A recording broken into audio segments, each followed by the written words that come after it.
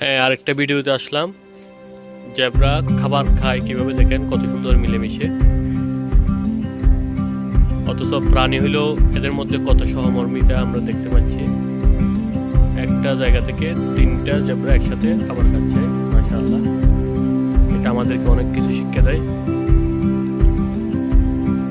মিলেমিশে থাকলে শুধু মানুষ কেন, প্রতিটি প্রাণী তারা নিজ গুণে গুণান্বিত।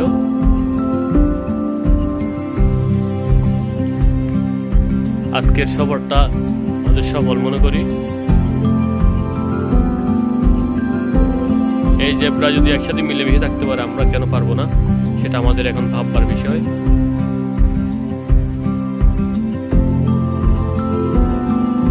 দেখুন, শুধু আমি দেখি নাই, আপনাদেরকেও দেখার সুযোগ করে দিলাম, আপনাদের কাছে শেয়ার করলাম।